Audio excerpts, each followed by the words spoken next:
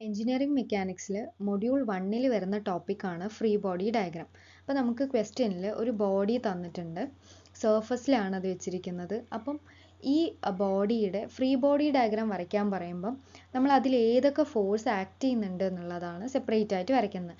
അതായത് ഇതിന് ഏതൊക്കെ സപ്പോർട്ട് ഉണ്ടോ അതെല്ലാം നമ്മൾ ഒഴിവാക്കിയിട്ട് ആ ബോഡിയിൽ ആക്ട് ചെയ്യുന്ന ഫോഴ്സസ് മാത്രമായിട്ട് വരയ്ക്കണം. അതായത് ഇവിടെ ഒരു ഫ്ലോറിലാണ് വെച്ചിരിക്കുന്നത്. അപ്പം ഇതൊരു ബോഡിയാണ്. അപ്പോൾ ഇതിൽ ആക്ട് ചെയ്യുന്നത് വെയിറ്റ് ഉണ്ടാവും അല്ലേ, വെയിറ്റ് ഡൗൺവേർഡ് ആണ് ആക്ട് ചെയ്യുന്നത്. പിന്നെ എന്തുണ്ടാവും, റിയാക്ഷൻ ഫോഴ്സ് ഉണ്ടാവും. Reaction force perpendicular to the സർഫസിന് പെർപെൻഡിക്കുലർ ആയിട്ടായിരിക്കും റിയാക്ഷൻ ഫോഴ്സ് ഉണ്ടാവുക. അപ്പോൾ ഈ ബോഡിയുടെ ഫ്രീ ബോഡി ഡയഗ്രാം വരയ്ക്കാൻ പറയുമ്പോൾ നമ്മൾ ആ സപ്പോർട്ടിങ് ഇതെല്ലാം മാറ്റിയിട്ട് അതിൽ ആക്ട് ചെയ്യുന്ന ഫോഴ്സ് മാത്രം എടുത്ത് വരയ്ക്കണം. അപ്പം അങ്ങനെയാണ് നമ്മൾ ഫ്രീ ബോഡി ഡയഗ്രാം വരയ്ക്കുന്നത്. അടുത്തത് രണ്ടാമത്തെ ക്വസ്റ്റ്യനിൽ draw the free body diagram of a ball of weight W supported by a string AB and resting against a smooth wall vertical wall at C as shown in the figure. അപ്പോൾ ക്വസ്റ്റ്യനിൽ ഒരു ball തന്നിട്ടുണ്ട്, അത് സ്ട്രിങ്ങുമായിട്ട് support ചെയ്തിരിക്കുകയാണ് and അത് ഒരു smooth വോളുമായിട്ട് കോണ്ടാക്റ്റിലുണ്ട്. അപ്പം ഈ ഇതിൻ്റെ ഫ്രീ ബോഡി ഡയഗ്രാം വരയ്ക്കാൻ പറയുമ്പം നമ്മൾ ആദ്യം വരയ്ക്കേണ്ടത് ആ ബോൾ വരയ്ക്കുക. ബോൾ വരയ്ക്കുമ്പം അതിൻ്റെ വെയിറ്റ് എന്തായാലും ഡൗൺവേർഡ് ആണ്.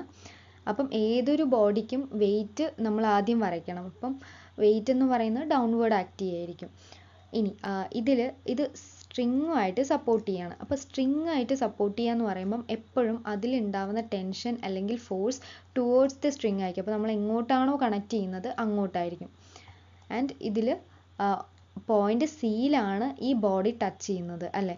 അപ്പോൾ റിയാക്ഷൻ ഫോഴ്സ് എന്ന് പറയുന്നത് ഇങ്ങനെയായിരിക്കും. അപ്പം റിയാക്ഷൻ ഫോഴ്സ് എന്ന് പറയുന്നത് പെർപെൻഡിക്കുലർ ടു ദി സർഫസ് ഇങ്ങനെയായിരിക്കും, RC.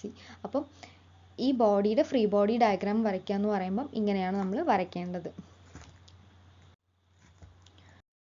അടുത്ത question, draw the free body diagram of a ball of weight W supported by a string against a smooth vertical wall at C and also resting against a smooth horizontal floor at D as shown in the figure. അപ്പോൾ നേരത്തെ ക്വസ്റ്റ്യനിൽ നമ്മൾ ഈ ഒരു floor മാത്രമേ consider ചെയ്തുള്ളൂ. ഈ ക്വസ്റ്റ്യനിൽ താഴെ ഒരു ഫ്ലോറും കൂടി തരുന്നുണ്ട്. അപ്പോൾ എങ്ങനെ വരും, നമ്മൾ നോർമലി ബോഡി വരയ്ക്കുന്നു, വെയിറ്റ് എപ്പോഴും ഡൗൺവേർഡാണ് ആക്ട് ചെയ്യുന്നത്. ഇതിൽ സ്ട്രിങ് എങ്ങോട്ടാണോ കണക്ട് ചെയ്തിരിക്കുന്നത് അങ്ങോട്ടായിരിക്കും ടെൻഷൻ അല്ലെങ്കിൽ ഫോഴ്സ്.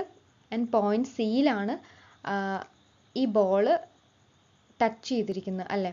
അപ്പം റിയാക്ഷൻ ഫോഴ്സ് അറ്റ് C എന്ന് പറയുന്നത് പെർപെൻഡിക്കുലർ ടു ദി സർഫസ് ആയിരിക്കും. ആൻഡ് പോയിന്റ് ഡിയിലും ഒരു റിയാക്ഷൻ ഫോഴ്സ് ഉണ്ട്, അതായത് പോയിന്റ് ഡിയിലാണ് പിന്നെ ആ ബോൾ ടച്ച് ചെയ്തിരിക്കുന്നത്.